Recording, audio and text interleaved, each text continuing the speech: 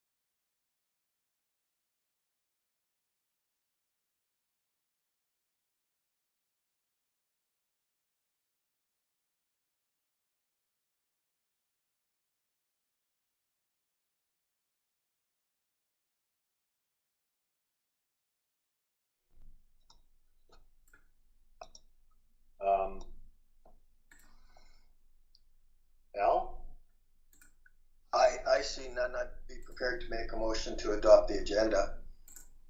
Okay.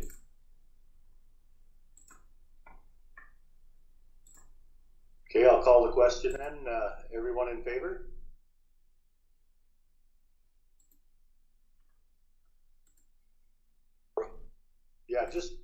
Just put your hand up on your.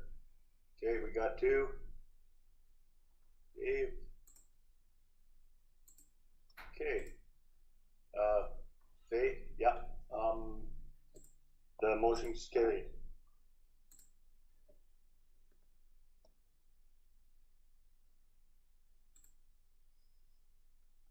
Okay, can we, does anyone notice anything that needs to be changed in the minutes of the November 9th meeting? Is there anything that stood out for you?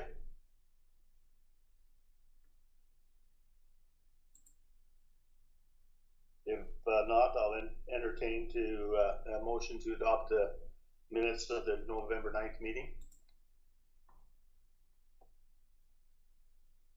Greg? Yeah, I'll move that.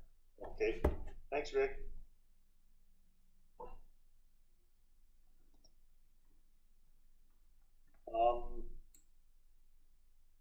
If we could then call the question.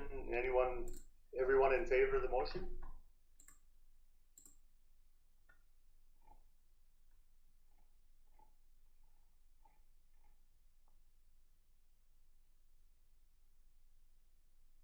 Those opposed? That'll be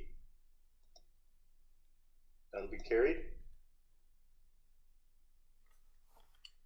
So, Don, we have no delegations.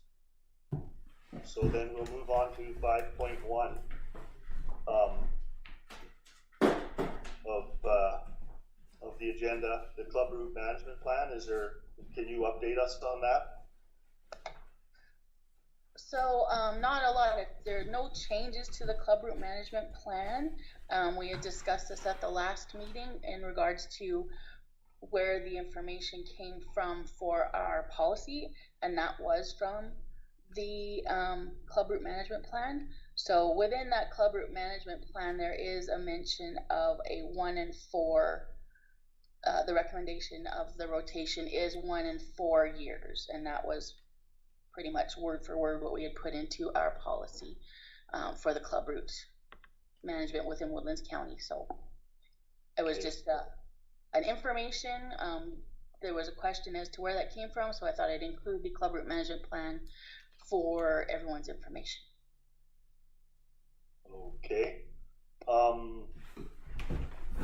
Do we want to make a motion on all of these 3 items, or should we do them individually, Don?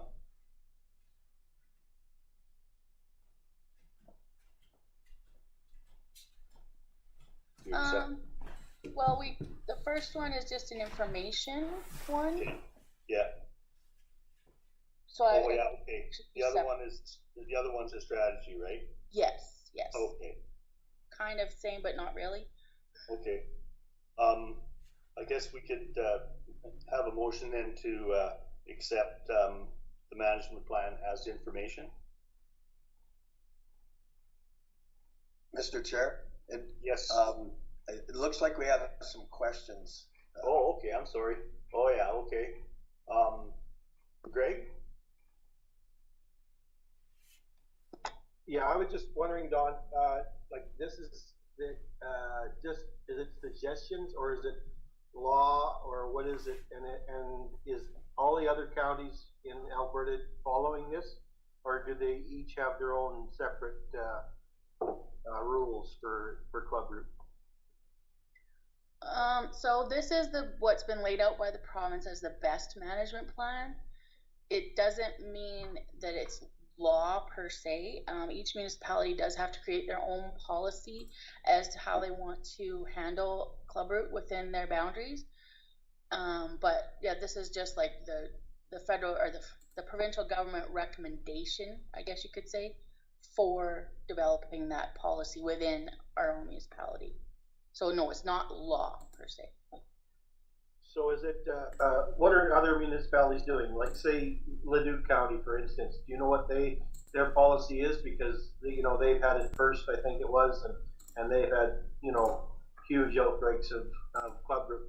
I'm just wondering what other municipalities are doing as far as this. Like, I'm not trying to be a stickler or anything. I'm just, No, I'm hearing lots of rumors that people are not happy with the 4-year rotation in our county.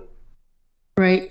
I think all municipalities, not all, I shouldn't say all, most municipalities within the province of Alberta are following best management practices within a year or two. They're not everybody's doing a 1 in 4 year rotation. There's some I know that are doing a 1 in 3. I don't know specifically which municipalities are doing what, but I know not everybody is doing a 1 in 4. But I think there are varying, like within a year or so, of the best management practices. Okay, good. Thank you. Do we have a question from Dave Cush? No, I was just going to make a motion to accept the club route management plan as information. Okay. Al, do you have a question? Not to the motion, this is just me learning. So I'll ask my question, I guess. I just, at various points in the program, as outlined by the government, they talk about just helping me understand. So a resistant variety, is that through genetics, or how does that happen? Or is that just some varieties of canola are more resistant to clubroot than others? Dawn, could you answer that one? For sure. So through various levels of breeding of the canola, and yeah, it would be through the genetics of the plants, they do develop resistant varieties. The only problem with the resistance is it's not continuous, and different strains of the clubroot cause different effects. And so if you don't have a clubroot resistant variety for that particular strain, it could become infected with canola or with clubroot. So it's, yeah, it is through genetic. So it's not like Roundup Ready. No, well, Roundup Ready is a bit of genetics too, involved in that too. But yeah, it is through the genetics though that they develop these plants that are the varieties that are resistant to clubroot. Okay, thank you. Thank you. No problem. Yeah, Greg, you had another comment?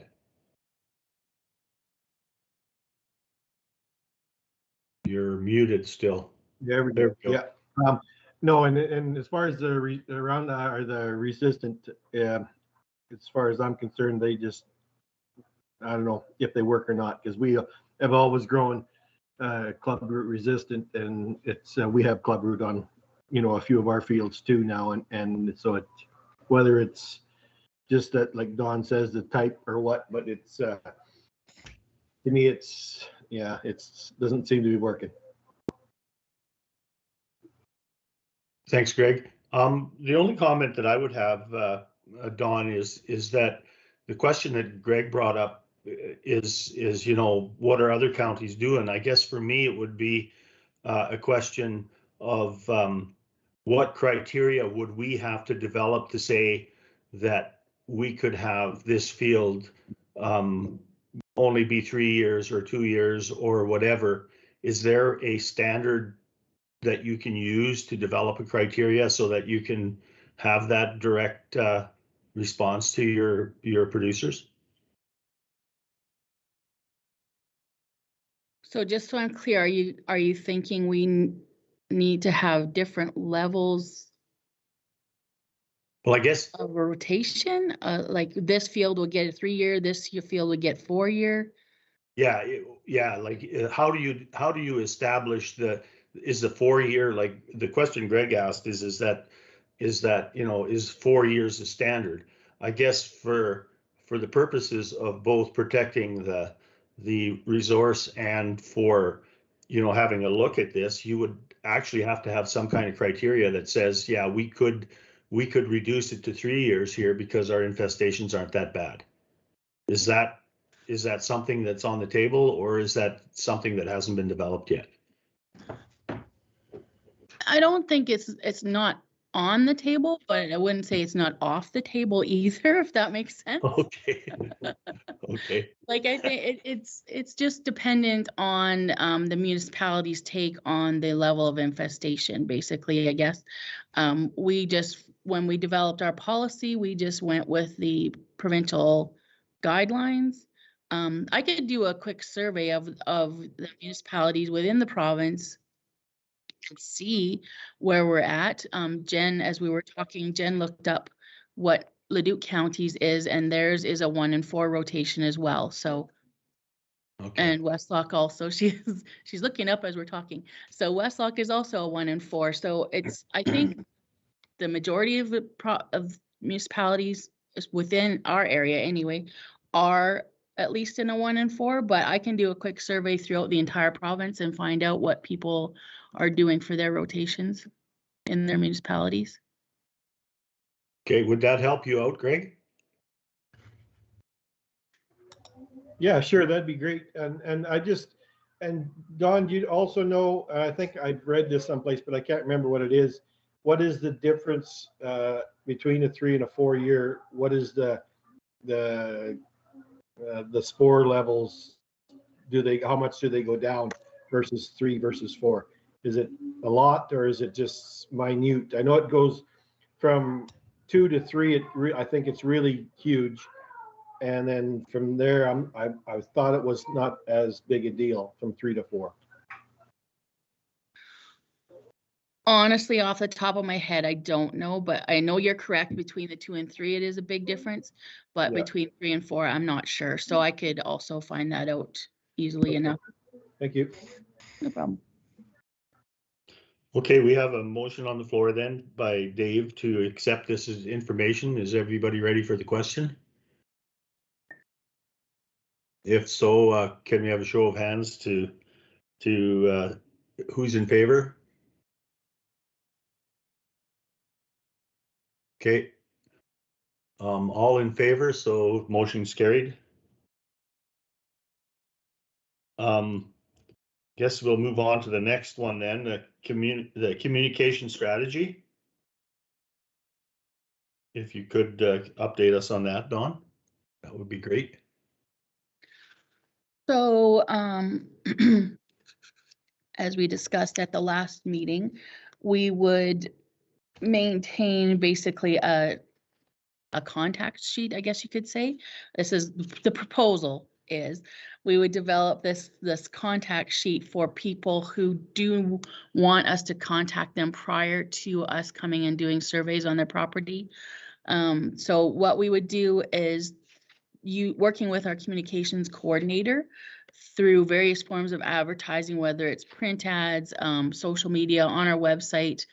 I also have an email list that I can send information out to people. So through all those different avenues, we could get the word out that if you would like to register to be contacted prior to a survey on your property, then they would have to contact our office and get put onto that list. That way it puts the onus on the landowner. We're not having to chase people to find out whether or not they want. And I think that would be the most efficient way to do it. So I'm not sure if you have any other comments, suggestions, or otherwise on that. Linda, you have your hand up. Yes, I was wondering, Dawn, out of the people that grow canola, how many of them would you say utilize the grain testing service that the county has? To be honest, we don't get a lot of people coming in to do grain testing anymore. It's I would say there's maybe a dozen people that come in at the most. Yeah. Okay, because I was just wondering if at that time when these people that are having their canola tested, that we could possibly discuss with them whether they want to be contacted when the surveying starts.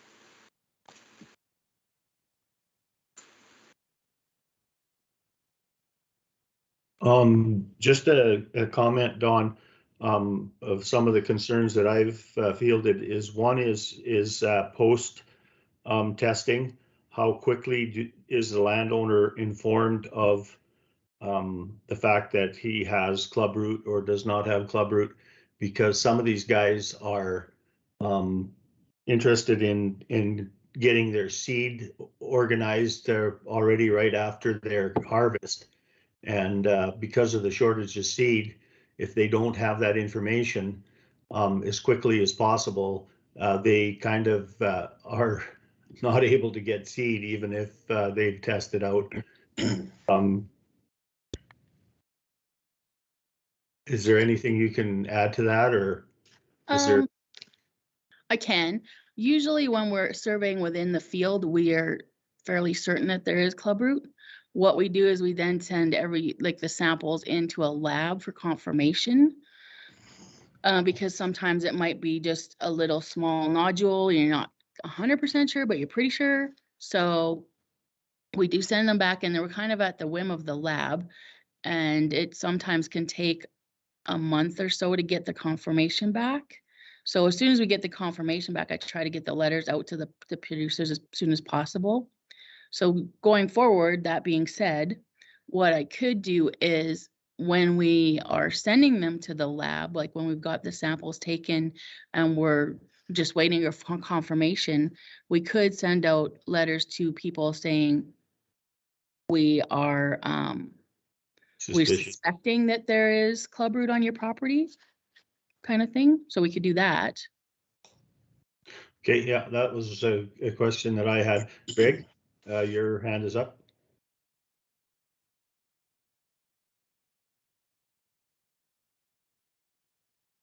You're still muted, I think, Greg. Sorry. Yeah, that's a good idea, I think, to do that, Don. And also what Linda was saying, yeah, that's a good idea too. I think we can communicate when people come in. I think word of mouth is going to be good. You know, now that we can do this, I'm going to, you know, tell everybody that I know that grows canola, if you want to be notified when they're going to check your fields, that get your name on the list. And I think it's good. This will be good, I think. Yeah, Al, did you have something you wanted to add? Yeah, just kind of on the communication piece. This would be directed to Don, I guess. You talk about sending letters, and you also mentioned that you have an email list. Is it possible to send emails, because you know, it just speeds the process up a little bit? I don't have emails for all the producers in the county is the only problem. If I have an email for sure I could do that. The email list that I've developed has been when we have workshops, I give them a form saying, would you like to be contacted for future events or future happenings within the Ag Services Department? So it would be kind of a hit and miss whether or not I have their email addresses for each producer. Be the only issue there. So to that point, I'm just looking at the proposed clubroot survey communication document. So you got name, legal land description, home phone number, and cell phone number. Could we add email address to that? For sure we could. Yep. It's an easy enough add. Sure. Okay. All right. And I think, okay, go sorry, ahead, I was just going to say, I think it's also important to note that we do have a land entry protocol. Like we do follow, we don't drive on property. When we go into the property, we're wearing booties, or like trying not to spread it as well. So I think that will also be part of the communication piece as well. Just so that people know we're not just going willy-nilly and not following any kind of sanitization protocols as we go, just so that, you know, we don't have a gajillion people thinking, oh my God, if we don't send this information in, we're going to have Club Root in a heartbeat because the county's coming. So, yeah. May I ask another question? Again, just coming from a position of lack of experience, but throughout that document, it talked about like cleaning cultivator shovels and that sort of thing. And it also mentioned that a good practice was to have a seeded grassed area over at the entrance to a field with a spray so that you could spray and then, you know, the residue would go into that grassed area. Is that a common practice? Does that actually happen? I would suggest likely not. Yeah, okay. Like, as from a producer standpoint, when you're moving from field to field, I would suggest probably not. Totally get it. Like, I mean, my limited experience is that that would have been a real pain and a time waste and all that sort of thing. Yeah. But I saw it in there and I was like, can't imagine that's actually happening. Yeah. Okay, if there's no more questions, could we get a motion to accept this as information? Greg? Sorry, Peter, can we accept it with that proposed change to add email address? Yeah, should that sounds all right, Don? Yes, that's fine. Okay. So Yeah, I'll make that motion. You'll make the motion, Greg? Yeah. Okay. Everyone in favor?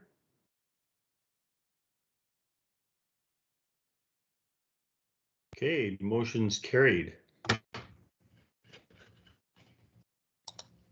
Okay, Don, livestock and identification and traceability regulatory update. Okay, so this was brought up at the last meeting as well. And member McLaughlin brought it up. So what I did is I did just a little bit of research on the topic, and it was initially addressed as a resolution at the 2020 ASB conference. And then we got a response back from that resolution stating that we're proposing to have it available for public comment in the summer of 2021. Now, when I went into the Canada Gazette, there was no such consultation listed. And they did also list that at this time it was only topics of extreme importance, I think, that they were putting out due to the COVID pandemic. So I believe it might have been pushed off for the time being. They have not really, they've just put in a few requirements, traceability requirements for, I believe it's ungulates that they were going forward with. So that would be like the deer, the elk kind of thing. So at this point, I don't believe they've gone forward with the initial plan that they were talking about. So, and then I just put in the requirements currently, and that's not a change from previous. So, but yeah, that at this point, that's kind of where we're sitting with that.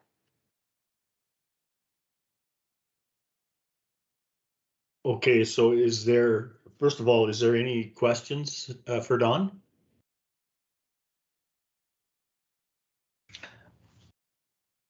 Al? Not a question for Don, but Peter, you know, to the end, and I guess we could speak to this when we get into the ag profile, but I think this is a really good education piece for the general population that don't understand what a producer, what type of paperwork and and whatnot is involved. And I think that subcommittee might want to have a look at some of these policies to see if there is an opportunity to educate people, and not to complain, hey, wait, because everybody has paperwork to do, but it's I think the average person has no clue what a producer does right now. Yeah, it's a good comment, Alan. There's some of that discussion I think will come up in the ag profile as we move forward. So yeah, that's a really good point. Is there anybody else that wants to comment on this? Because if not, we'll ask the question that this be accepted as information, the livestock identification and traceability regulatory update. Linda? I'll make that motion. Okay. All those in favor, raise your hands. Okay, the motion's carried.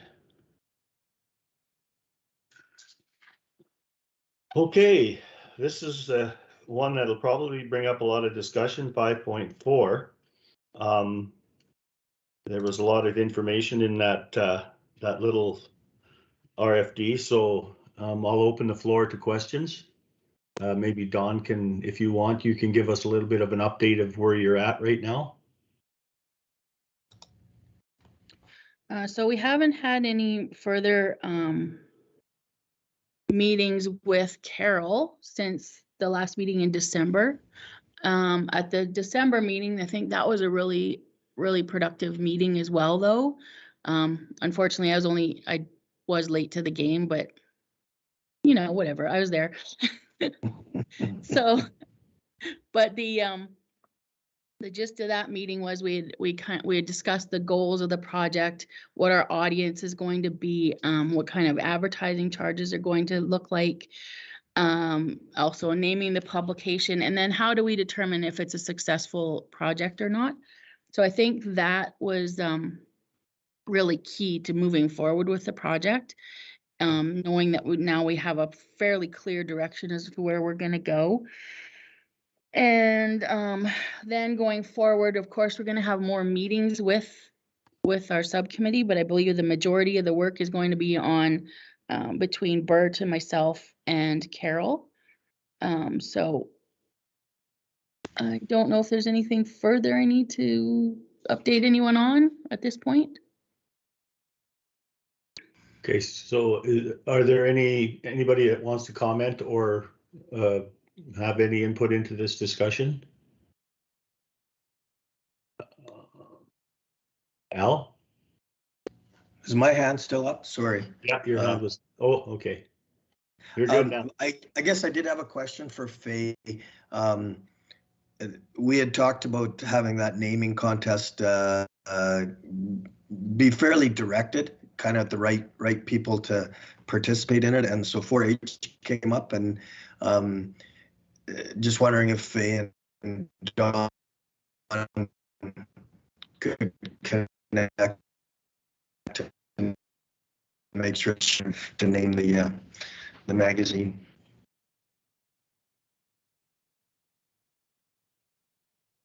Okay, is there anyone that wants to, Faye, did you want to enter into this discussion?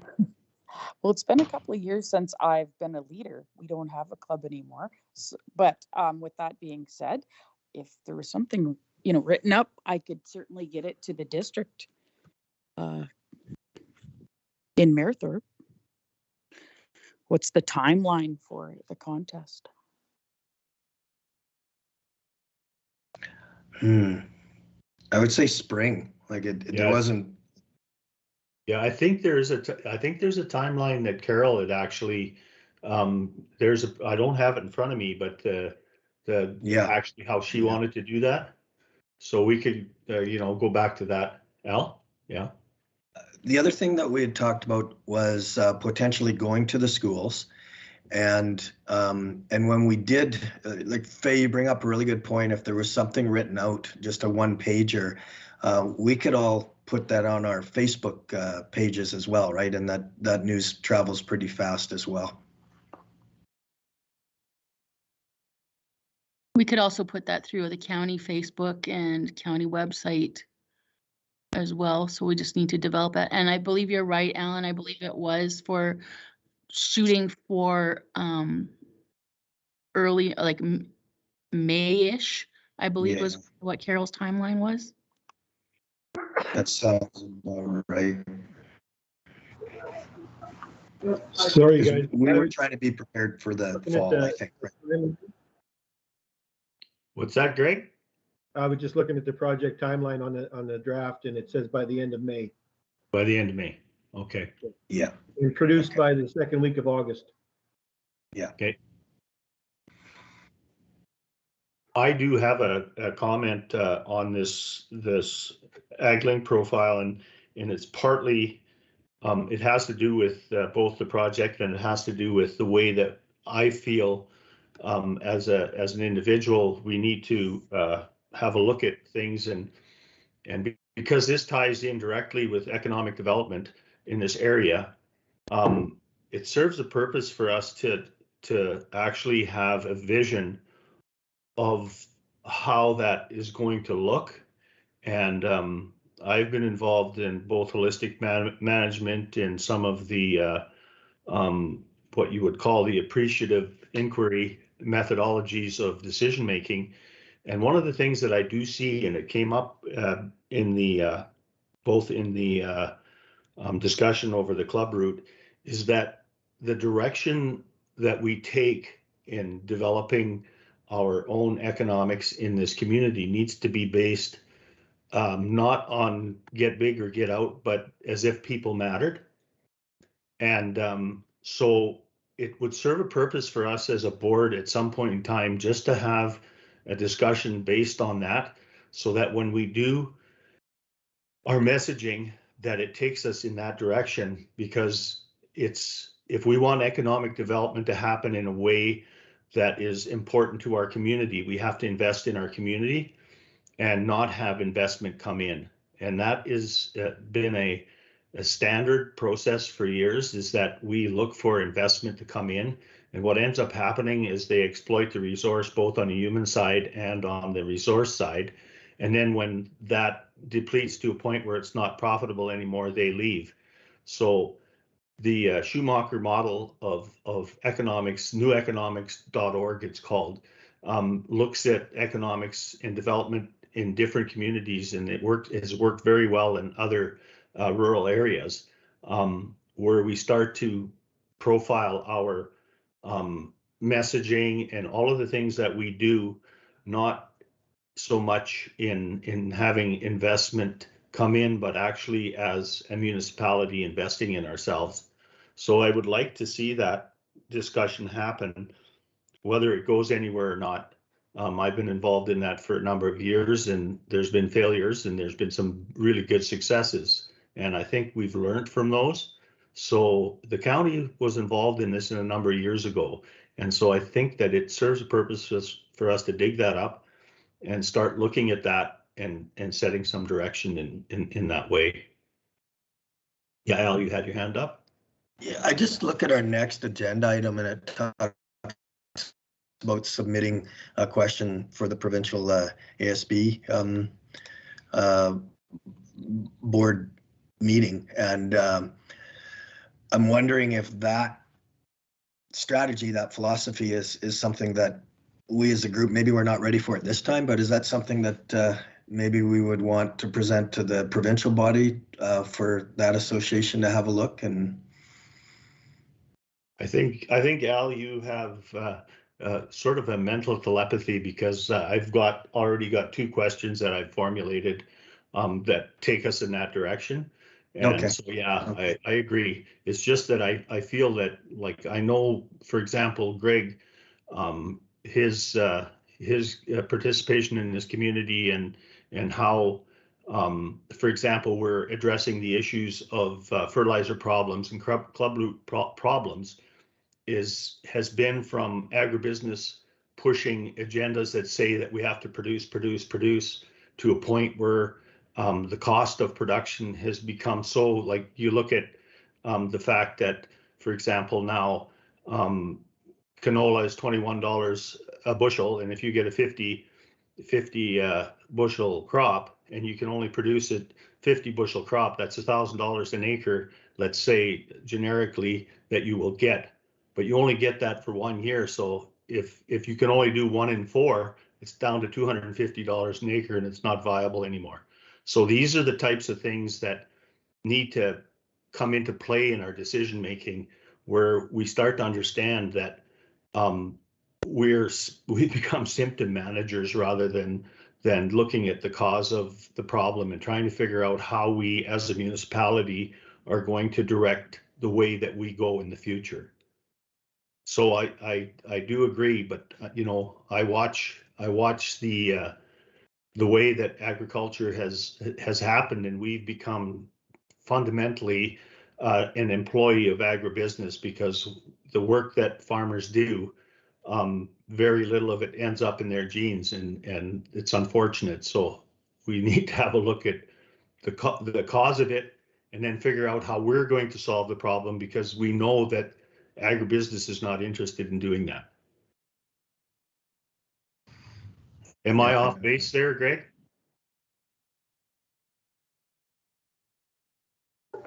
No, you're bang on pretty well, Peter. It's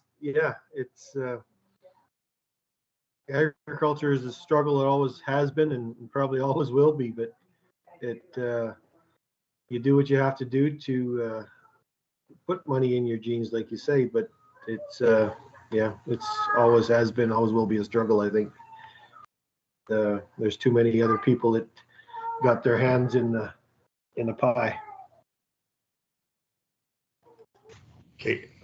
So anyway, is there anybody else that wants to comment on this? Because I take Al's comment about looking at this a little bit further down the road. You know, he's probably right. I'm just one of these guys that step into things a long time before it's time, and I guess the wisdom would be not to get burnt by it, but to have a strategy ahead of time.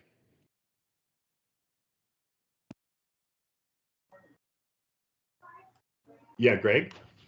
Yeah, I think you're right, Peter. I think maybe we, as a local municipality or ag service board or whatever, we need to sit down, like you said, and do it first before we maybe bring it up to the bigger parties to be, I guess you could say, or something like that. But yeah, I think we should, sit down and have a meeting on this and just discuss our own policies and whatever, not policies, but discuss this amongst ourselves before we take it any further. Yeah, I agree. Thanks, Greg. Is there anyone that wants to make any comments on this before we ask for a motion, or should we ask for a motion to accept this as information?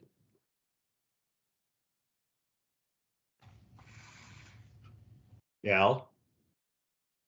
So, sorry, just point of order. Is my hand up, or are you just looking at me on the screen and seeing my hand go up?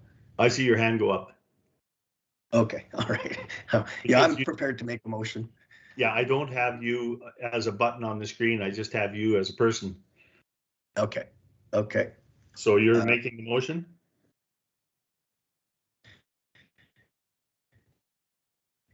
Al, you made the motion? Yes. Accept this as information?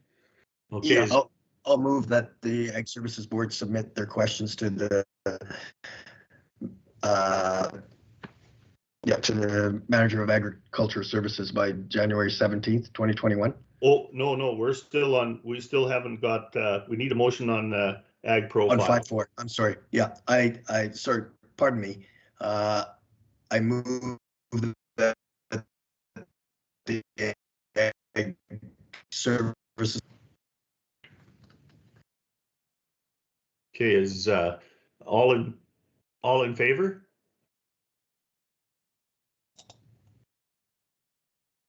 Okay, motion's carried.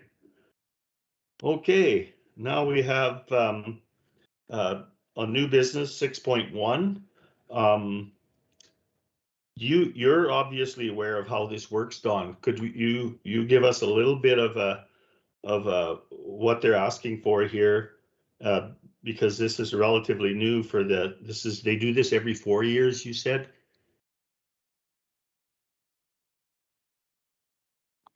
Actually, this format is new this year. Okay, So every 4 years, they plan to have, like with the change of counselors, they plan to do an Ag Service Board orientation at the provincial conference to okay, some degree. And so this year, what they're doing is having a panel rather than an actual presentation. So, and the purpose of the panel is for people to be able to, of course, the information will get across as it normally would, but also it is more interactive that way and people can ask questions more directly that way as well. So what they're hoping to do and try to make it as efficient as possible is to have like a bunch of questions in advance. Not to say that there won't be opportunity to ask questions at the conference, like if something comes up to you in during the sessions. So yeah, they're just asking if we can get questions in advance that are burning right now and have those kind of prepped for the panel to answer at the conference. That's kind of where we're going with that. okay. Well, I guess one of the things that I believe in is because some of these things are fairly I'm pretty passionate about. I did put a couple of questions together, and I would like the board to entertain those as an ideas and maybe add to those questions so that we, as a group, take these questions to the conference.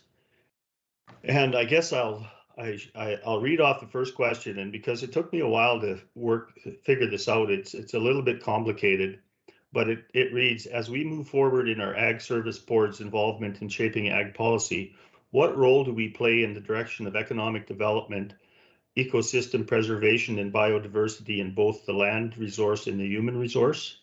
That would be question one.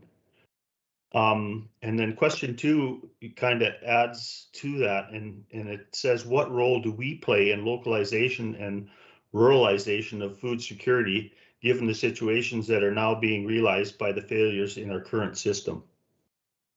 Those are the two questions that I thought would be interesting for a panel to answer. So if anyone has any comments or things that they would like to add to something like that, I would sure be open to that. Yeah, Greg? Peter, could you just repeat those again for me? I'm a little slow. Okay. As we move forward in our Ag Service Board's involvement in shaping ag policy, what role do we play in the direction of economic development, number one, ecosystem preservation, and biodiversity in both the land resource and the human resource?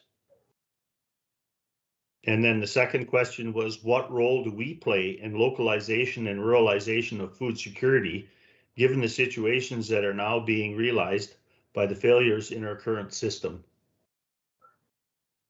Because, and that question is a huge one, because it was not only COVID that identified that, but also the fact that there was a collapse of the rail linkage and highway linkage between the coast and Alberta after the big storm in BC. So these are starting to become issues down the road, and I'm just wondering, you know, my experience with government is, and this is kind of speaking truth to power, is that they really don't do anything at the provincial level.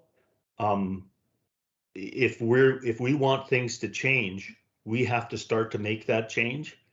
And if the change is successful at our municipal and rural level, where we're starting to see some activity with the people that are here, then usually government pays attention. And I think that's why it's so important to, you know, for example, this AgLink template that we're trying to establish here. If this is something that is measurable for us, it'll be measurable for other rural communities, and and that is the metric that we want, is that we as rurals begin to develop the strategies that are going to be successful for us in the future, rather than looking at it from the other side, is from the investment side right now, where big business decides how we play in the field. So I'm hoping that clarifies it a little bit.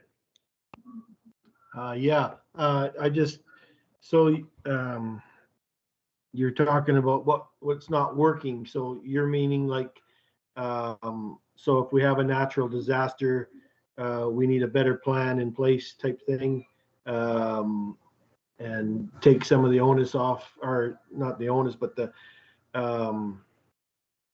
big business is playing too big a role in our final outcome, I guess you could say. Is that what you're trying to? But as far as like what's not working is when we have a natural disaster and we can't get our product to the coast, or they can't bring their product here. Is that kind of? Yeah, I agree. That's a big part of it.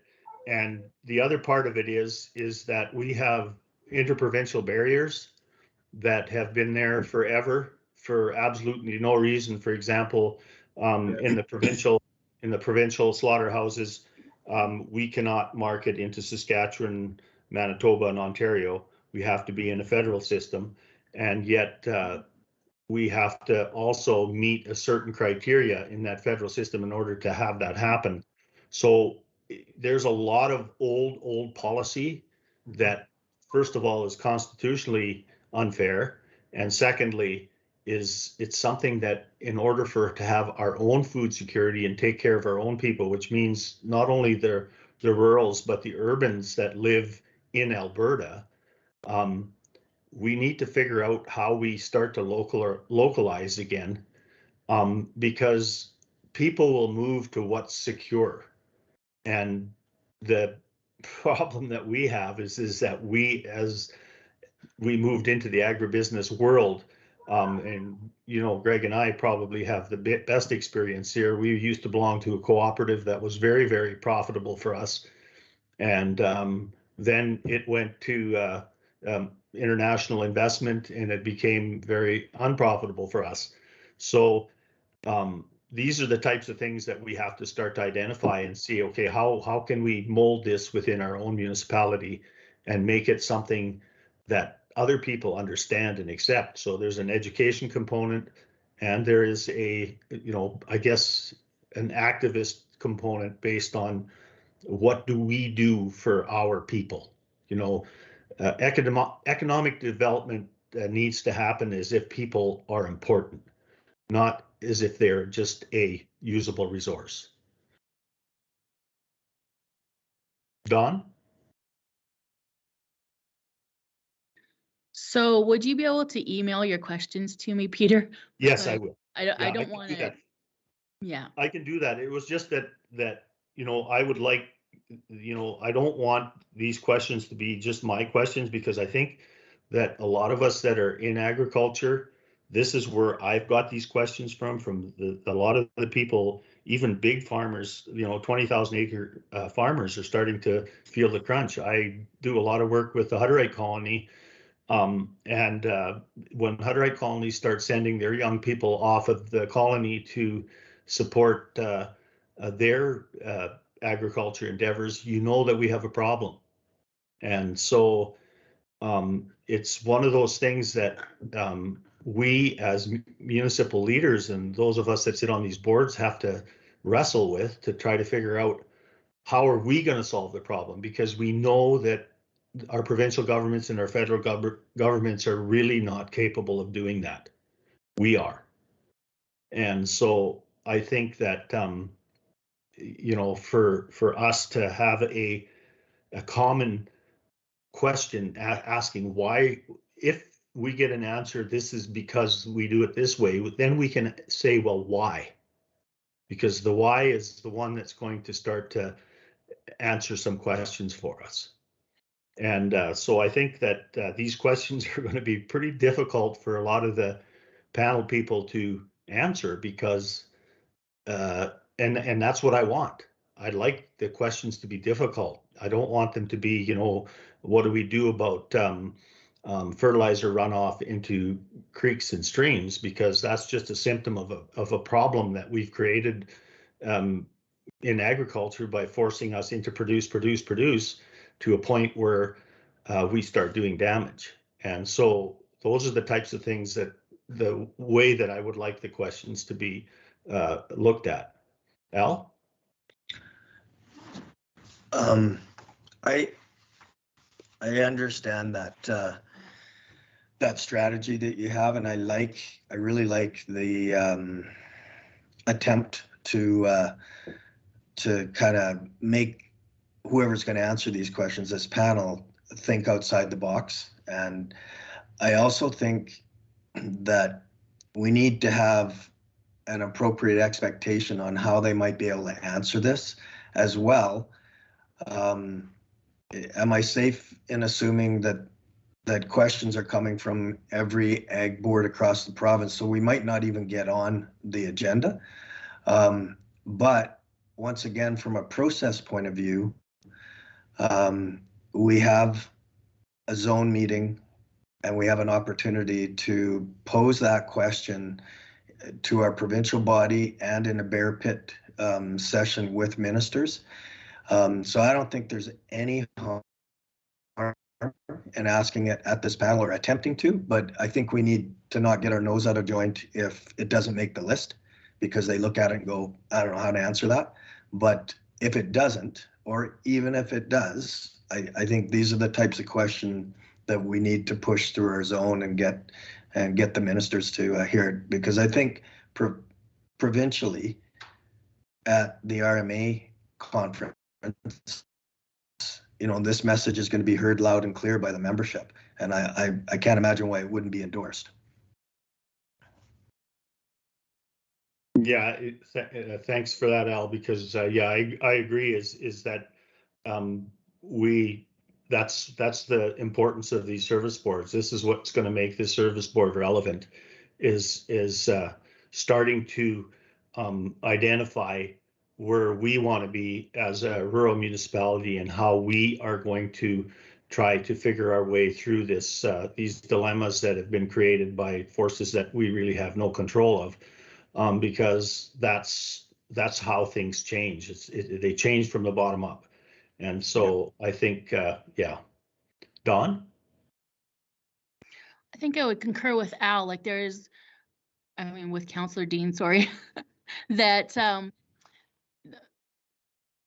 they may not know how to answer the question, but at the same time, I do believe that they will try to answer it, because I think they will try to answer as many questions as possible. So they may not give us the full answer that we're looking for. So as Councillor Dean mentioned, the expectation kind of needs to be there, but I do believe that they will definitely try to answer as many questions as possible. And if we submit the questions, I'm hoping that they will address them, at least address them saying, I'm not sure how to answer that. But I do hope that they would definitely address the question, because people have taken the time to put the questions together. So, yeah. Yeah, and also I like the format that they are doing, actually, because it's sometimes really not fair to ask a panel a question that's coming completely out of from a different perspective, and but on the other side of the coin is that they're going to have time to have a look at it, because it asks the specific question. This is, what is our role? Because you know, it's going to be hard for them to say that we don't have one, but they're going to have to say, okay, this right now, this is your role. And so I agree. I think it works, and I would like the questions that we put there not come from us as individuals, but to come from us as a board. And that's why I put those out there. This is just a think tank. It's a way of trying to get all of us to start to push some of these issues in one direction. And I would really like to see people like you folks think about our, especially those of us that are in agriculture, is what are the. Yeah, just point of order. Don, my name's Al. It's not Councillor Dean. I know we're supposed to be formal, but I'm hoping a little bit. No offense taken, but yeah, my birth certificate does not say councillor on it. Fair enough. Point taken. Thank you, Al. Okay, so is there anyone else that would like to comment on those questions, or if you have some questions, like possibly, Dawn, if some of those questions come in, could you email us those questions? If somebody comes up with some questions after the meeting here, email those to us to have a look at and just understand, what some other people's challenges are. Yes, for sure. Yeah, I'll circulate. Actually, once you email me the questions that you had, Peter, I'll Okay. circulate those to everyone as well. And anyone else, if you, maybe I'll do that on the 16th or so. If you can get everything to me by the 16th. I know the deadline says the 17th, but if you can get them to me by the 16th, then that'll give me an opportunity to circulate everybody before I send them on the 17th. So, and then I also just wanted to point out what the, I believe what the panel will be made up of, who will be on the panel, I should say. So we've got a fieldman, one of the fieldmen from Strathcona County. We've got a CAO, Debbie Oyarzen from Barrhead County. Our Ag Service Board Administrator from Alberta Agriculture, Doug McCauley. Our Provincial Ag Service Board Chair, Sebastian Dutrasek. And then we also have a member of at large from Leduc County as well. So it's going to be a kind of a whole different perspective. For each person has a different perspective, different take on the Ag Service Board's roles and responsibilities. So I think they've come up with a very good cross section. Yeah, across the whole gamut of the people that they are going to have on that panel. So that's all I wanted to say. Thank you. Okay, does anyone else want to weigh in on this? And if not, I'd entertain a motion to accept this as information.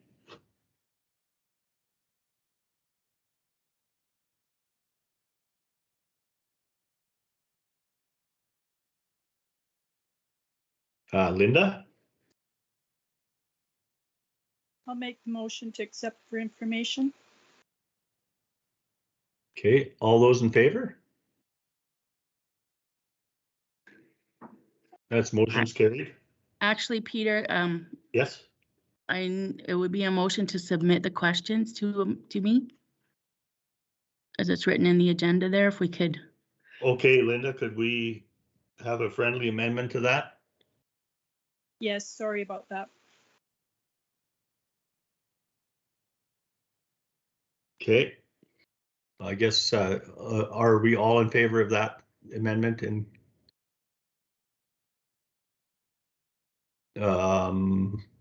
all in favor? Yeah, motion's carried. Okay. Now I guess we have to appoint a couple of members as on the resolution section of the conference for the Ag Service Board conference resolutions. So do we know yet, Dawn, who's all attending from the board here? No, that's the next agenda Yeah. items. We actually probably should have switched those. Yeah. Yeah, I think so. Yeah, we can jump ahead to 6.3 and then Okay. come back to 6.2 if you'd like. Okay. Okay, so I guess that's the question we're gonna have to ask of the board here is who is interested in attending that conference? I know that I would be interested in going. Al? Dave? I am interested in going. I'm just not going to be able to make the first night, and I'll be a little bit late in the first day, but I will be there. Okay. Yeah, that I think the first I looked at the agenda, and the first evening is just kind of an orientation session. So Linda, would you be interested in going? Yes, I would. Okay, so that's Al, Dave, and Linda so far, and myself.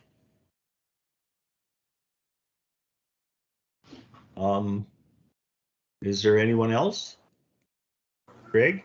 I'd be very interested, but I can't. I'm chore boy that week. Okay. Okay, so of those of us that are going, then I guess we would have to appoint 2 people to the, is that what we're looking for then? You know, that now that we've got that, We'll need Are a we motion looking- first, though, to send those interested in attending the Ag Service Board conference, please. so we should have that motion first? Yes, please. Okay, so let's have a motion that it's Al, Dave, Linda, and myself that are going to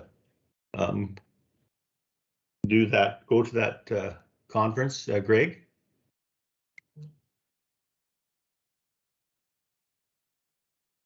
Yeah, I think you're still muted, Greg. Goddamn technology. Yes, I'll make that motion to send those 4 people, or is it 5, to the Ag Service Board conference. Yeah, there's the 4 of us so far, yeah. Yeah, 4 people. Yeah. Faye, were you interested in going at all?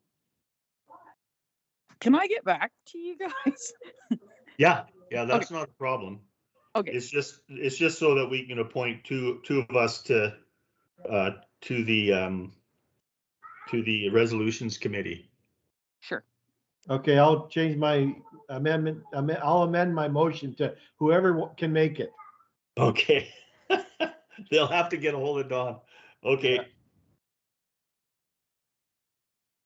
All right, Mr. Chair, can I speak to the motion, please? Yes. This would be a question, I think, for Dawn.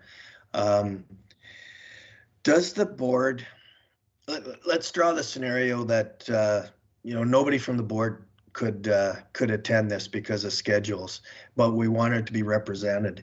Does the board have the authority within the, the articles of the board to appoint anybody? Or is it only board members?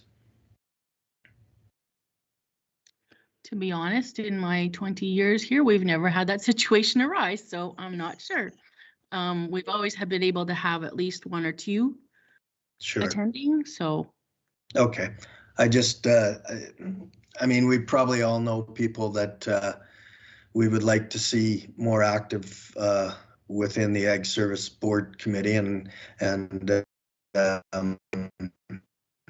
it'd be nice. I shouldn't say it'd be nice, but I'm just wondering if we have that option to say, hey, let's invite so-and-so. But if it doesn't happen, it doesn't happen. That's all good. Now, are you referring to like members of the public just to send? Yes. No, that wouldn't work because this is designed for the Ag Service Board people and elected officials for this conference. Okay. However, that being said, we do have another policy where we can send other members of the public to other conferences if they choose, and they can apply to go to that, and we'll cover some of the costs. So we do have an opportunity for people to go to other conferences. Just this one is basically restricted to the Ag Service Board members and say members of council. Okay, thank you. No problem.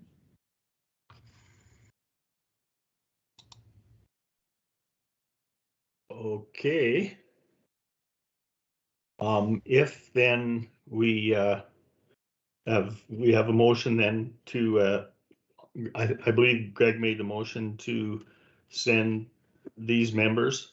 So if everyone's in favor of that, are we ready for the question?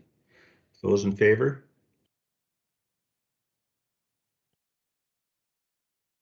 Okay.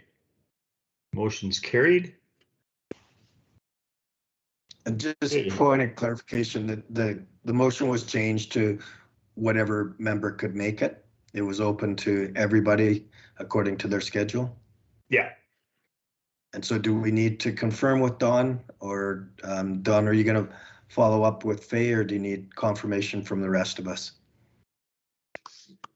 I can follow up with Faye, and Jen has captured that the motion was to send all who can attend within their schedule.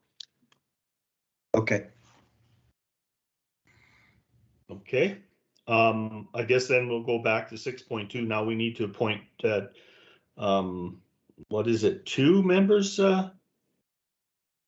Yeah, 2 members to the resolution sessions of the conference to vote in the resolution session. So I guess I'll leave the floor open to that. Linda?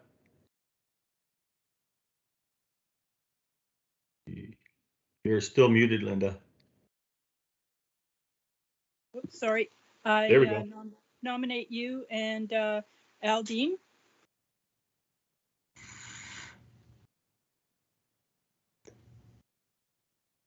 Okay, is there Al? Thanks, Linda. I appreciate the nomination. But we have a vice president, and if she's able to go, I think it's appropriate that our president and our vice president are our voting members. If they can't make it, I'd be happy. But, you know, again, my understanding of these specific issues isn't as deep as a lot of you guys. Okay, thanks a lot for that, Al. So, Don, is it possible then, if Faye can't make it, that Al's the alternate? Is that what you're kind of saying, Al? Yeah, for sure. Is that possible, Don? Yes, we can do that. We officially don't have to report who's the voting members at this point either. It's just so that we have a plan going forward. And when we go to the conference, everybody will be sitting at the table with you, Alan. So it wouldn't be, you're not going to make the decision all on your own. Everybody else would be able to contribute as well based on the discussion at hand during the resolutions. So it's it still would be a group decision, but yeah, it's just a matter of having 2 people dedicated to be voting on our behalf. Fair enough. Don, is the format much the same as the RMA, where we get to speak to the resolution? Yes, they will read the resolutions. They basically just read the therefore be it resolved portion.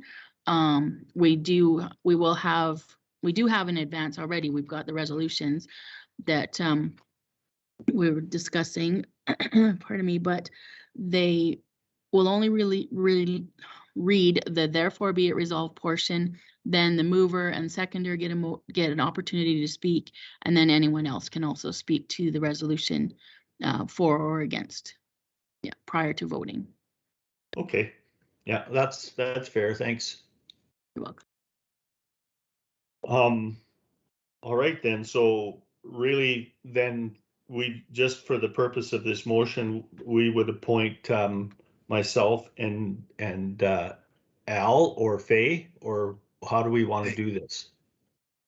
If I could ask Linda to amend her motion to have Faye and yourself, and I would be the alternate. Would that be acceptable, Linda? That's acceptable, yes. Okay. I hope it can. Sorry, Jen. Can you capture that for us? Yes, she captured that. Okay, good. Okay, so I'll entertain all in favor of the motion. Carried. Okay. Now, Dawn, you're on again for 6.4, the insect survey results.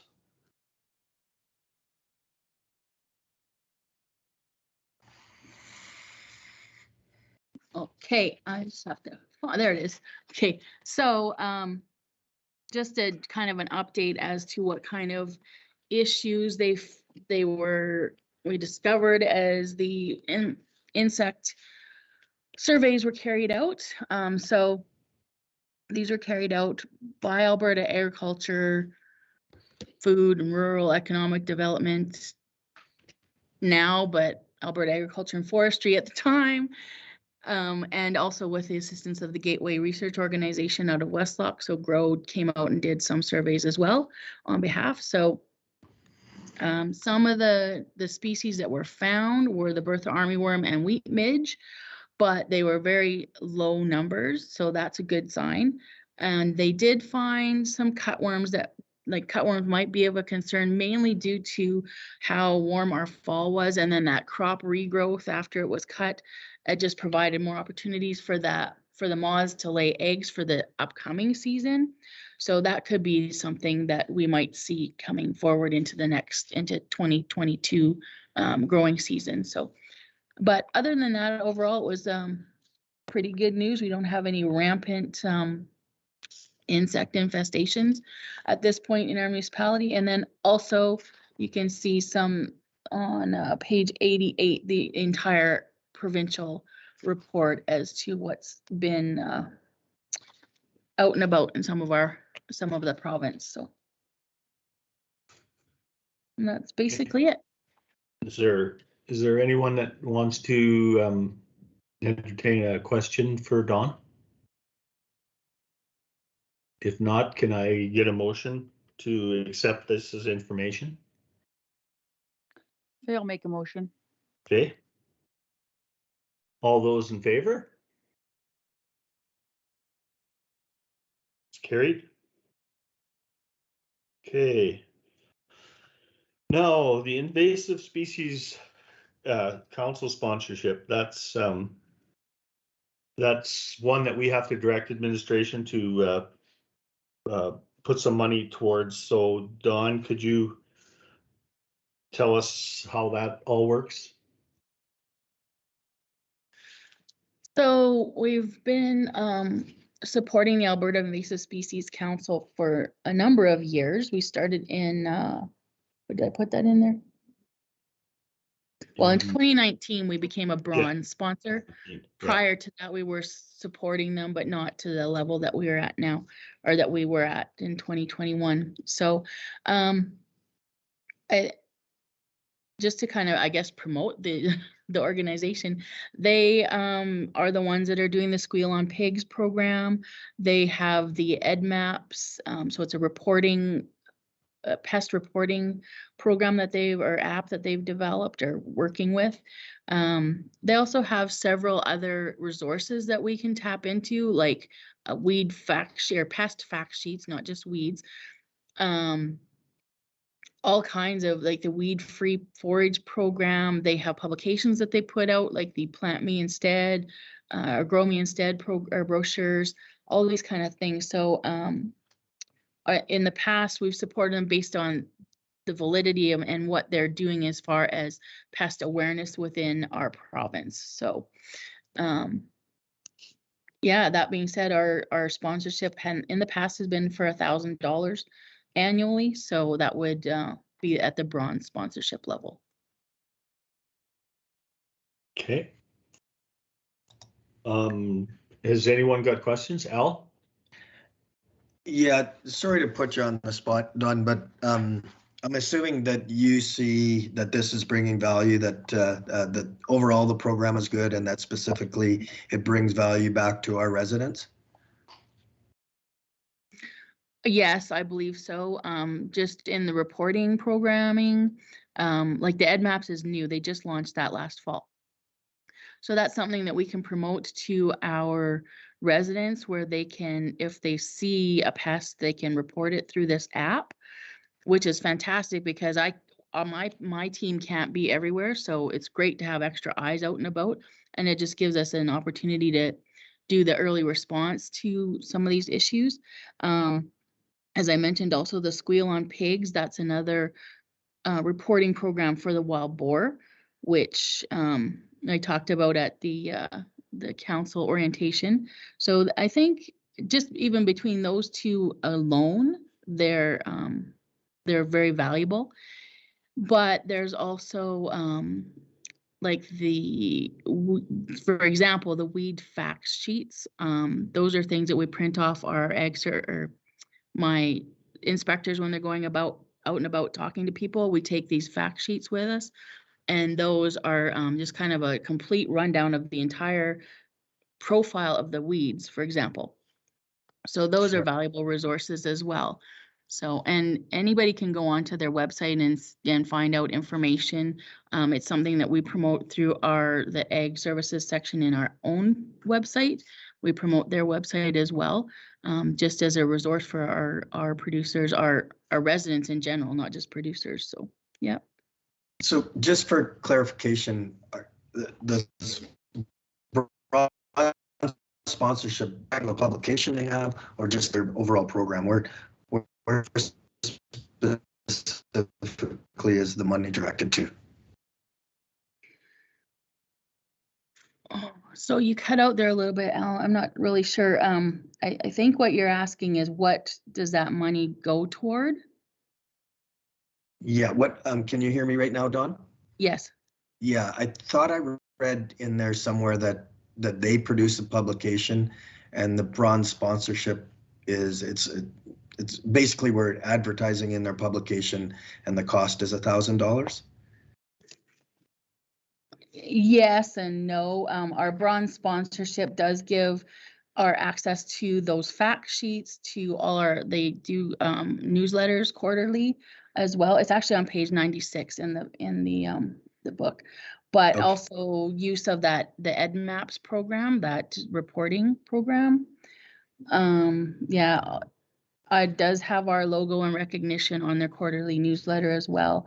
And then also it gives us a voting opportunity at the AGM. Okay. They have too. Okay. And yeah, so. Got to pay to vote, eh? That's I guess so, yeah. interesting concept. It's not really a pay to vote. It just gives you an opportunity. Sounds like something Vladimir Putin would put in place, but no, I'm joking. Okay, thanks for the clarification. You're welcome. Thanks, Al. So is there any more questions for Dawn on this issue? I really like the fact that app, Dawn, because as we know with grasshoppers and stuff, a lot of those start in some places, like we've had them in our fields, and yet a mile and a half away, nobody has them. So it's really good for us to get a handle on that. Yes, absolutely. I'm really looking forward to that. I'm hoping more people will use the reporting program, because it sends an email directly to me and says, we found this. Can you go check it out? So, like I said, we can't be everywhere. So it's nice to have, the more eyes we have out and about looking, the better. So, yeah. Okay, so has anyone else got some questions? Al, are you still questioning? I am not, sorry. Okay. Sorry. If not, I'll entertain a motion to forward the $1,000 to the Alberta Invasive Species Council for a bronze sponsorship. Dave? Yeah, I'll make the motion that we direct administration to forward $1,000 to Alberta Invasive Species Council for a bronze sponsorship for 2022. Any more discussion? Faye?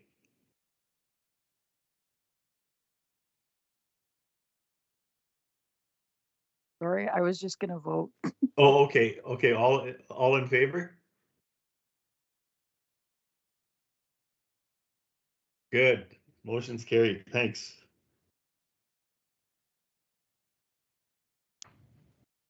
Okay. I guess now we need the Kneehill County correspondence.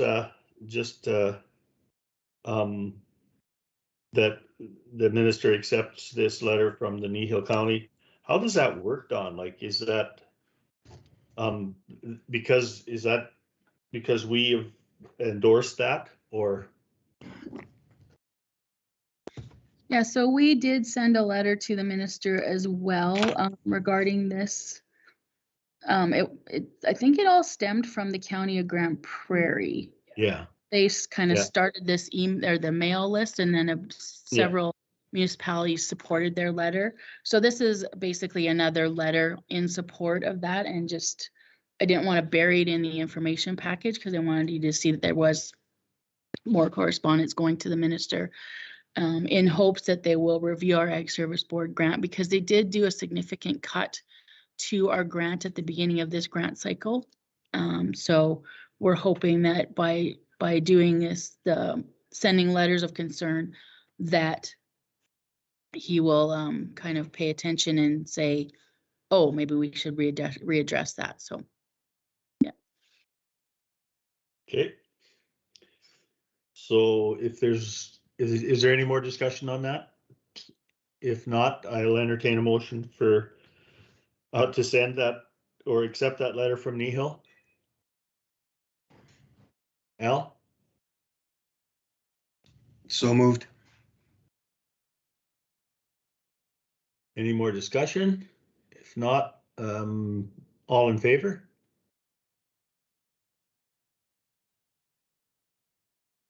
Okay, motion's carried.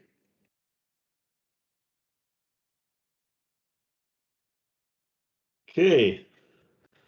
Okay, this is a good one. The synthetic fertilizer emissions letters of concern. This is the one that came from Willow Creek. So is Don, maybe you could give us a little bit more than what was in the package? So we actually received three additional letters. It was Nehill County, Willow Creek, and County Warner. And this was also, who did we start this one with? Was it Brazeau County initially started, Brazeau or Smoky River, I can't remember which one started the whole letter chain, but we have also sent letters of concern regarding the proposal that we put a cap on the overall synthetic fertilizer use. So again, these are additional letters of concern sent to the federal minister of Environment and Climate Change, just expressing that concern that maybe there's looking at other ways to, like, maybe not put a cap, so to speak, but doing innovative other opportunities to support those kind of activities. So yeah, again, I just didn't want to bury these into the information package, just so, because this is something that we've already expressed our concerns over. So.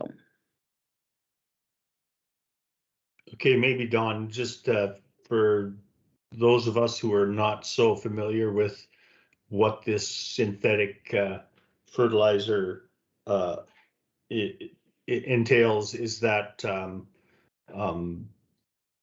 become a big issue now, or what actually is the problem that we're facing?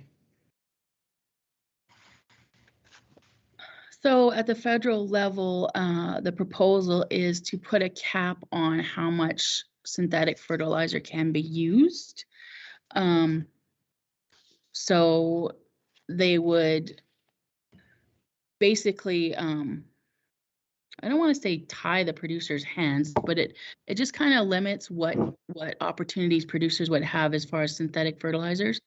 Although the price of that synthetic fertilizer now is also a very limiting factor.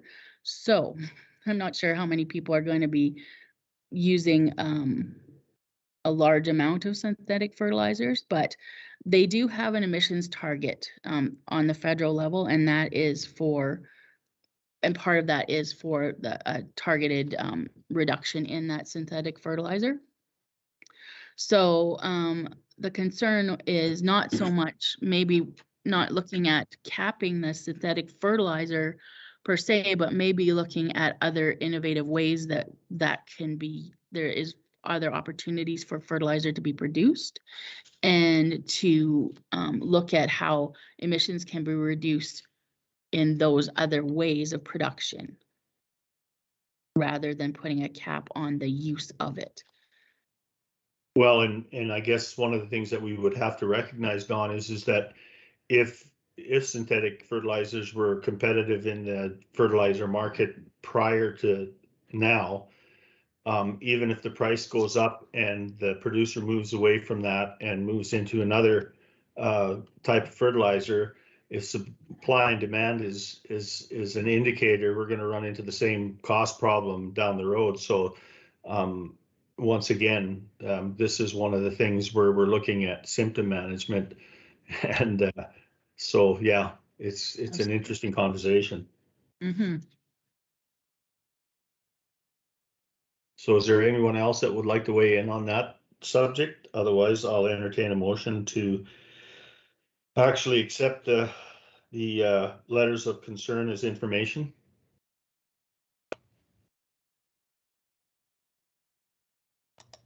Al? Is my hand up or are you just picking on me? I'm picking on you. Greg? I'm sorry, I was Greg. I'll make a motion to accept for information. Okay, any more discussion? If not, all in favor? It's carried. Okay, so now we move on to the Ag Service Board supper entertainment. Did you guys go through all the bios? I will open that up. I guess, Don, you're going to have to book this person fairly quickly, so we have to come up with some kind of a direction. Yes, the sooner we can book, the better. And I'm hoping that the province does not put further restrictions so that we have to cancel our supper. But yeah, so these are some suggestions that I've been working with a talent agency for several years, and these are some suggestions that they came through with. And so this will be just a portion of the program for the evening. Also, as a portion of the program for the evening, we would have our Rural Beautification Awards, and I always do a slideshow presentation of the yards that are receiving awards. And then additionally, we had talked about Anna coming in and doing her presentation with her video that she produced. So those would also be part and parcel to the whole evening. But these entertainers are about a 45-minute show for each one. They are all within budget, and they are all available currently for our date. Okay, Al. So I'm just, not that I'm trying to stifle conversation, but I looked at all of them. I thought they were all, if there was only one available, I thought it would have been an appropriate choice. But I'm just wondering, Don, if it might help if we all just emailed you our top three and then you did the stats and figured out who's everybody's choice. Or do you need a motion today? I would need a motion at some point to go forward with hiring a specific entertainer, I believe. I've actually had some experience with one of the guys, Tim Nutt. Went to one of his, and he's great. Very, very entertaining. Very, it's very acceptable stuff. So that would, of all of those three, of course I'm biased because that's the one that I've seen some of his stuff, and it was really, really good. So that's what I would submit. I like Al's idea. If someone else has experience with someone else's, it would be good as well. So I suppose we could put that on your plate, Don. But Linda, you have a comment? Yeah, I was just going to ask if anybody had any experience with any of these people that we're considering.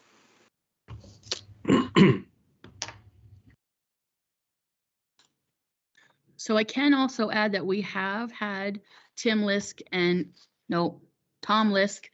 Tim Nutt many years ago. Like Tim Lisk was probably 12 or 13 years ago, and Tim Nutt, I want to say at least 10 years ago. They were both great as well. So either one of them would be good as well. And the other two are new. I've not heard of either of them before. So Greg, I'll make a motion that we see if Don can get Tim Nutt. okay.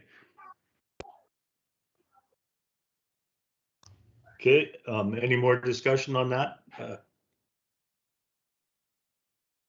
That would take care of that. The other one was, I guess, Greg, just would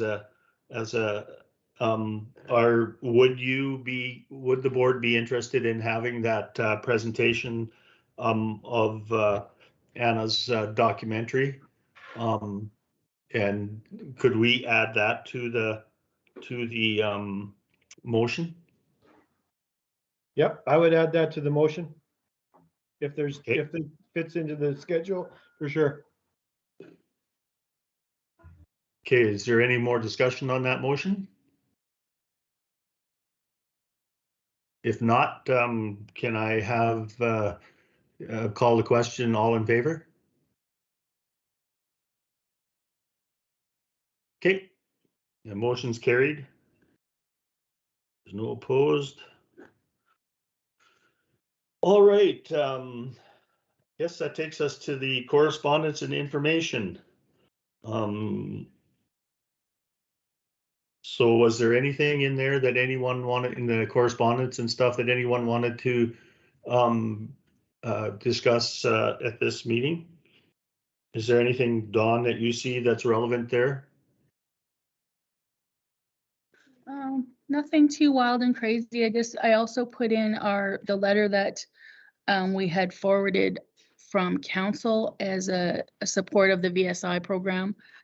Just because the VSI program is seeing some decrease in not so much, well, in membership as well, but also they wanted to just maintain their level of support. So that's why council had sent that letter out.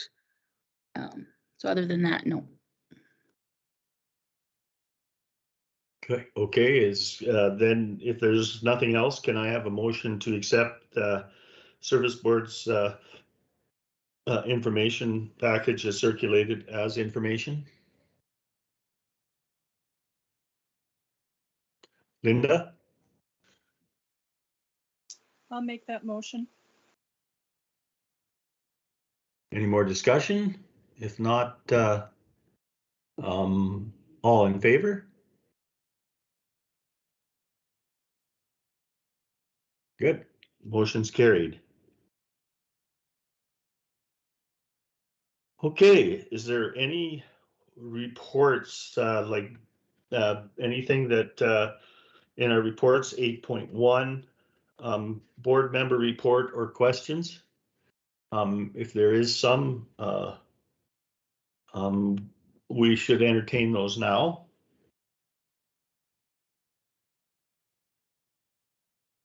The only thing that I can see is that I would like to talk about is we talked about this, how we start molding some of this stuff that we're going to do as we move forward.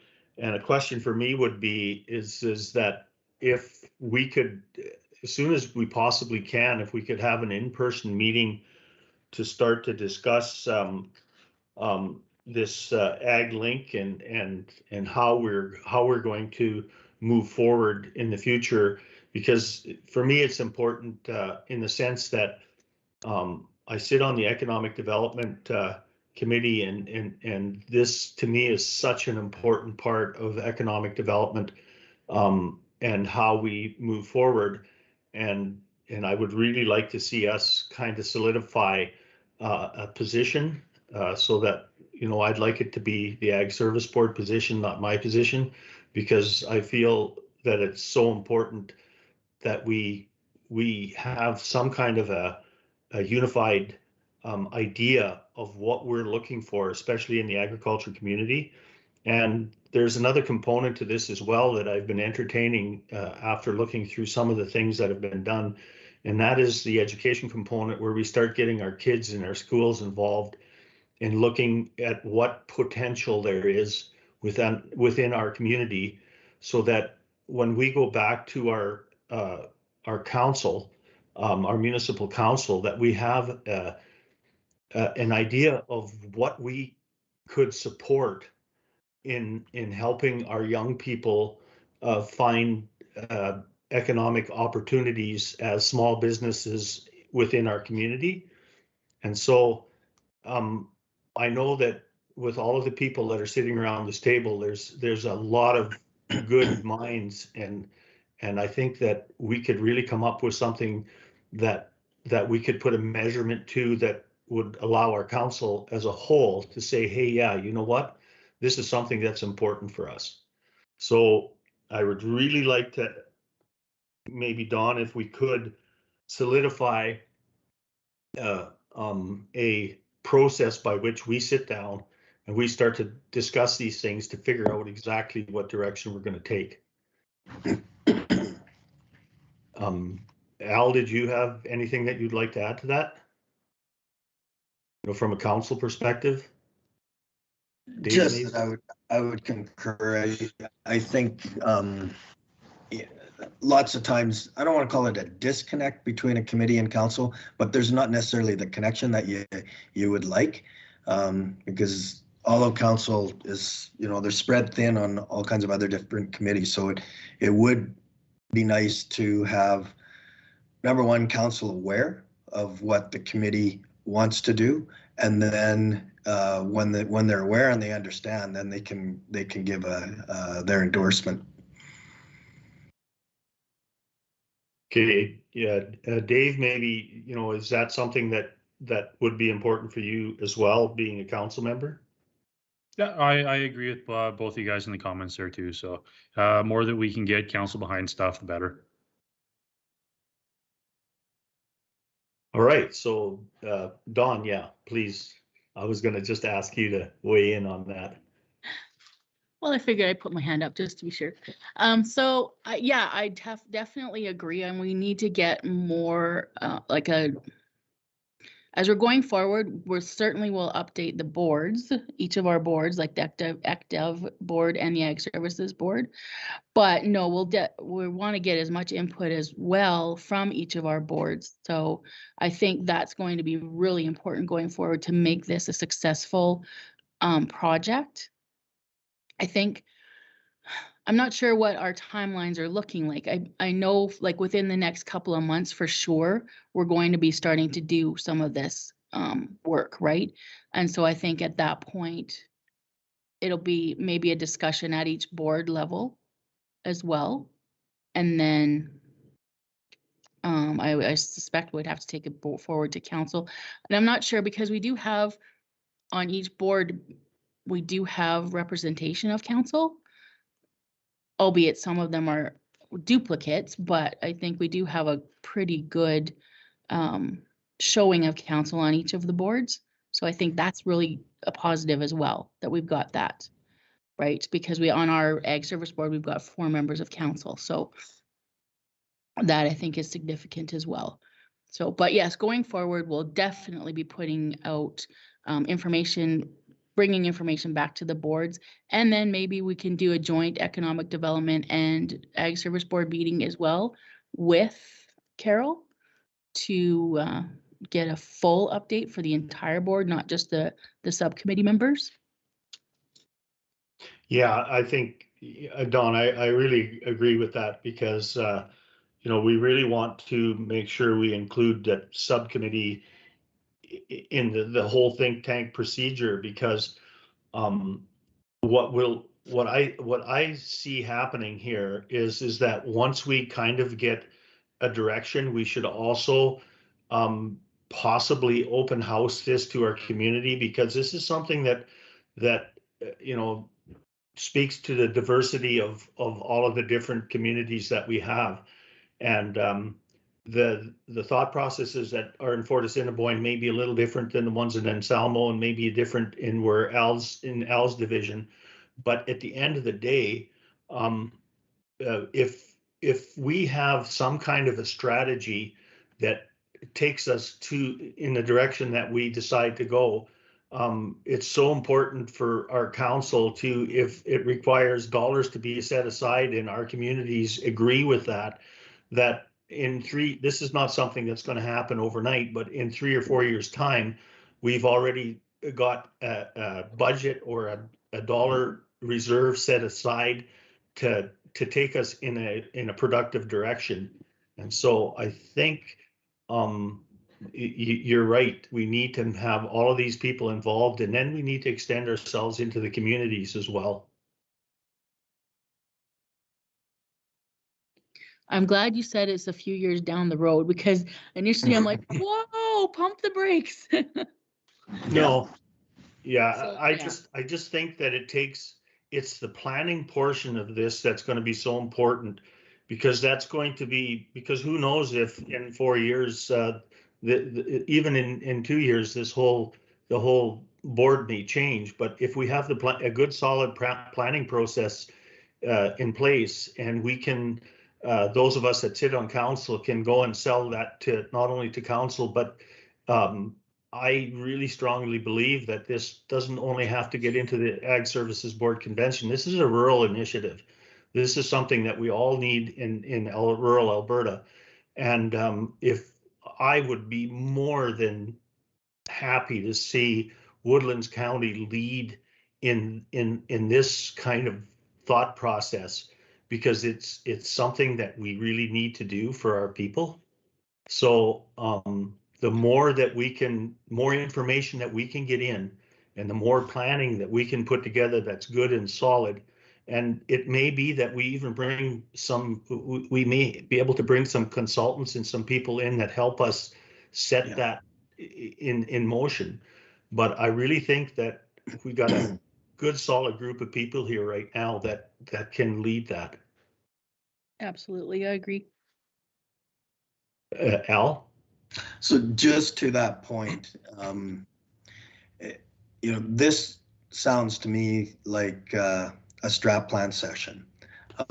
What I hear is that the focus of that subcommittee has linkage to community services, to economic development, and to the Municipal Planning Commission, depending on when we want to talk about land use and that sort of thing.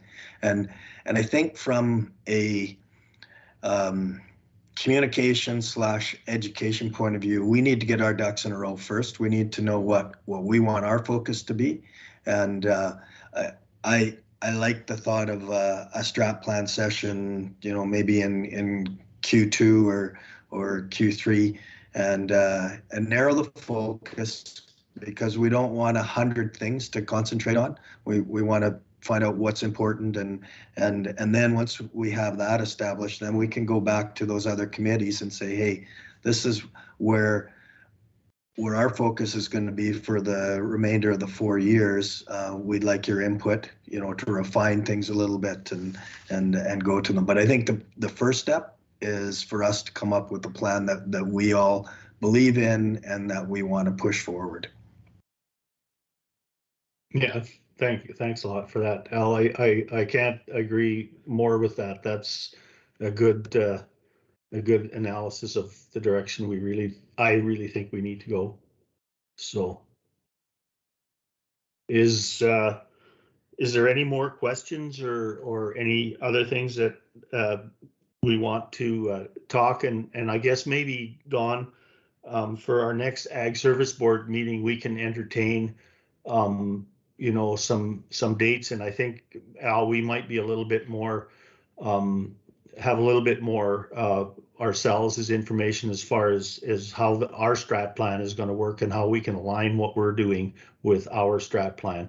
So if maybe we could entertain figuring out some dates as to how we all sit down and talk about this, that would be good, Don, if we could do that for our next meeting.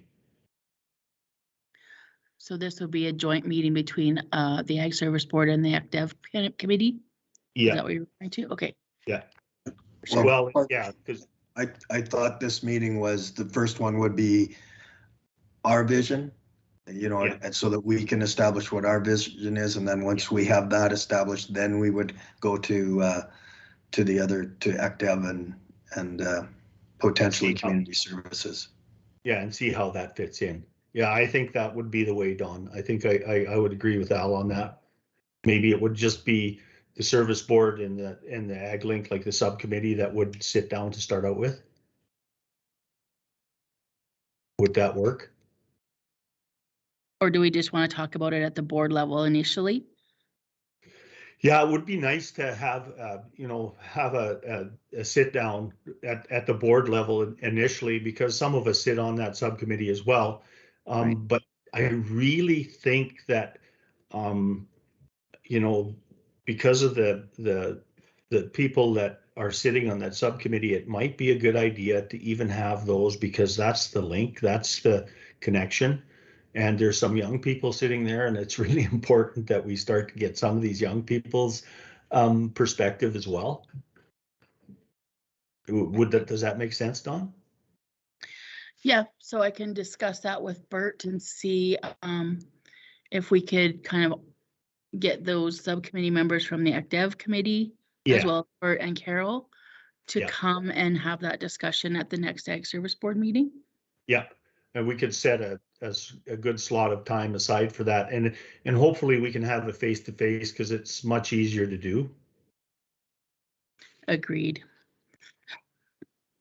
Yeah, Al? And just food for thought, you know, this meeting is running really efficiently. We're looking like we're going to be under 2 hours, which is great.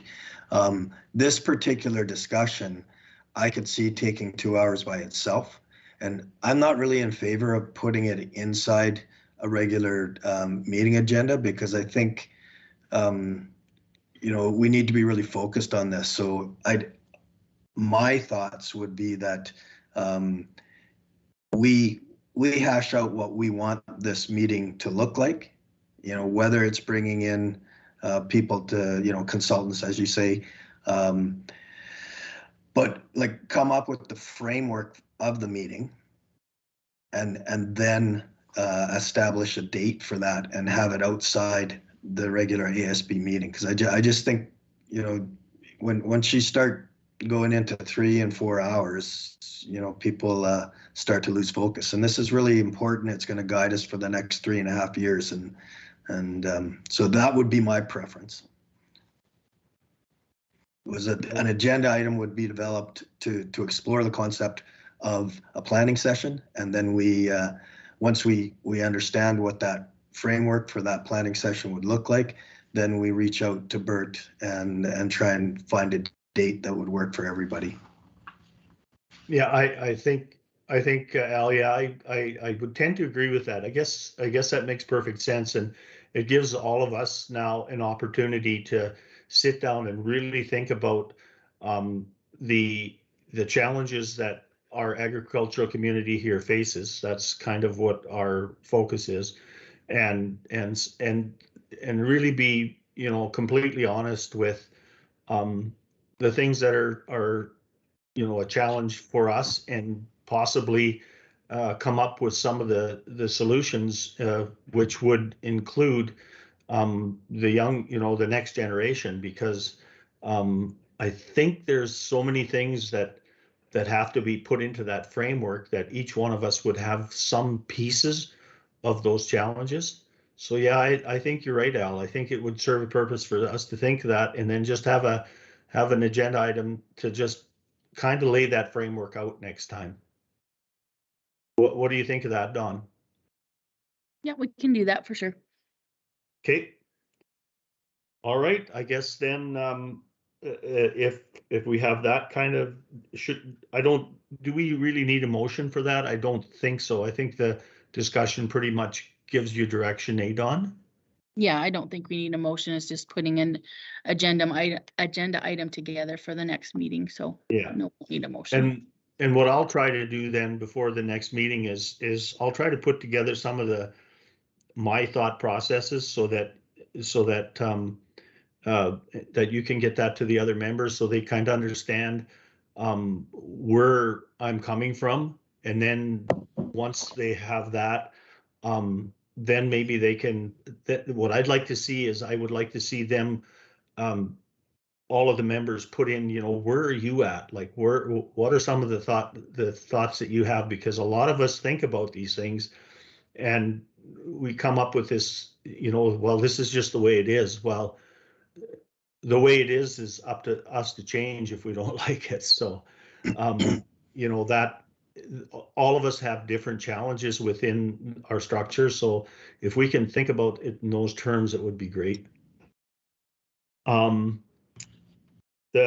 guess we'll get your activity report on then as the final chapter here. Okay. So we, James and I did our in-service training in December, and we talked about our usual different updates on pesticides, crop pests, disease ID, some club route, some of the environmental impacts and legislation updates. We got all that stuff during those few days. So it was a great learning session, of course.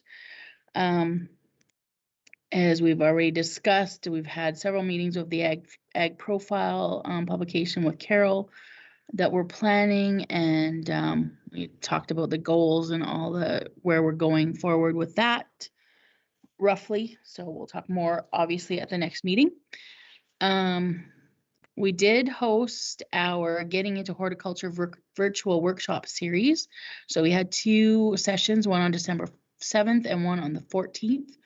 And in total, there were close to 64 people between the 2 sessions. Now, some of those were repeat, like they attended both sessions. So it might have been like not 64 unique individuals together. It was 64 people total attending at each session or both sessions. So lots of questions for the speakers. So that was great. That meant that the participants were engaged and they wanted to learn more. So that was fantastic. So we are planning on doing some more of those horticulture-based workshops going forward. We also did our Boughs and Bows workshop virtually this year.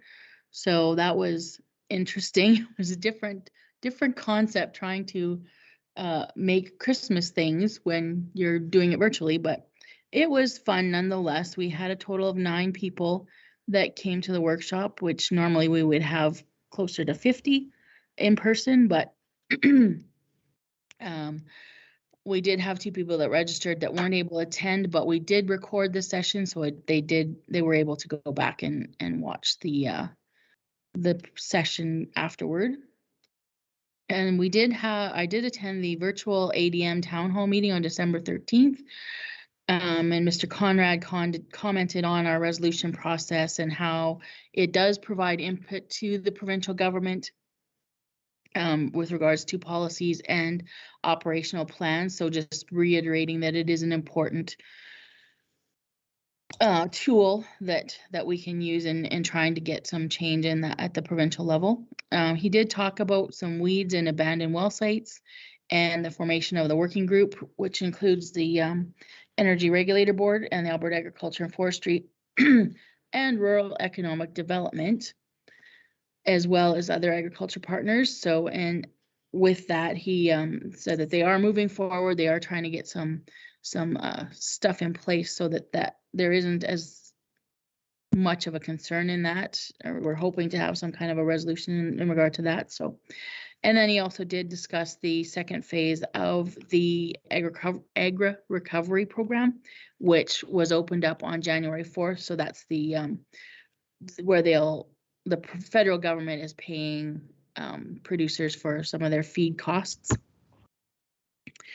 And I've been asked to do a presentation for the Alberta Invasive Species Council annual conference at their AGM. So they are wanting to hear more about our our Wild Boar at Large program and the experiences that we've had with our trapping pilot project.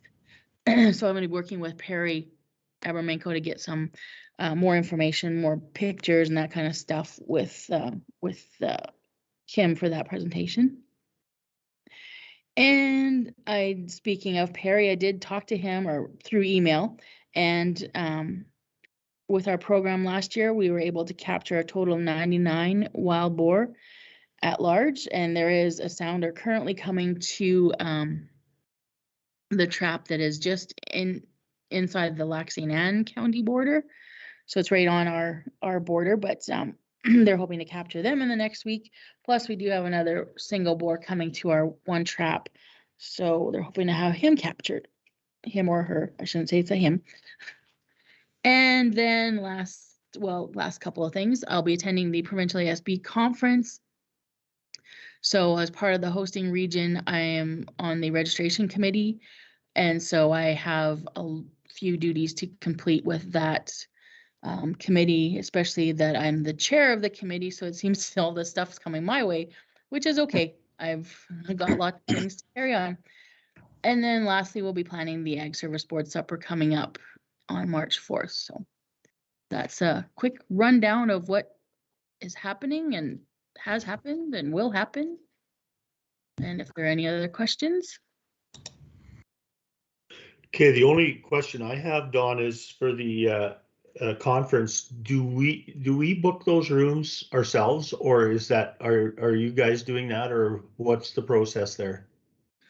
No, I have booked all the rooms already, and I actually need to contact the hotel by today, by this afternoon, as to whether or not we're going to need all of our rooms. So I'll just need to confirm with Faye as well as Devin as to whether or not they'll be attending, and then I'll just put names to those rooms and cancel any rooms we don't need. Otherwise, we'll be charged a one-night fee with the hotel.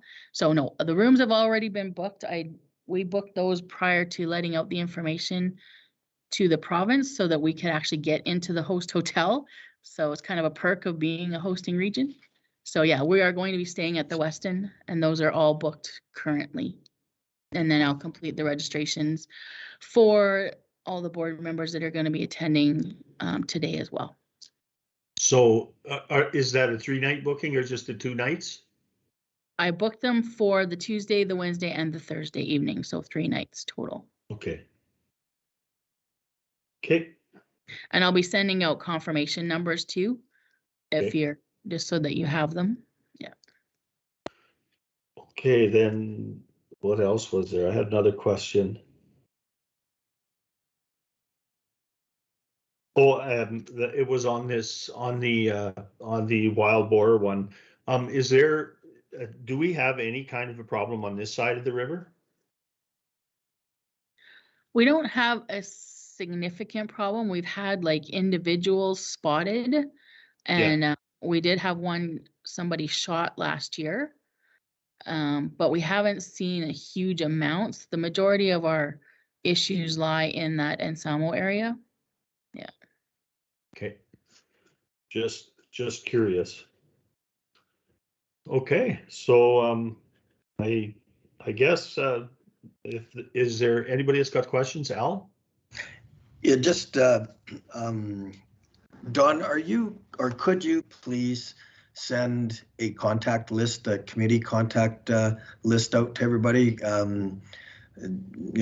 don't have most people in my phone, and from time to time it'd be nice to send a text and ask a question, etc. Yes, if for people sure. are okay with that. I do believe I have everyone's cell phone numbers. I know I have everyone's email address. So if I don't have anyone's cell phone number, I will contact them and ask for it. But I think for the most part, I have everyone's cell numbers, so I can certainly circulate that. Okay, and the last question, what is a sounder? It's basically a herd. It's just what they call the herd of the wild boar. It's a fancy term that they came up with.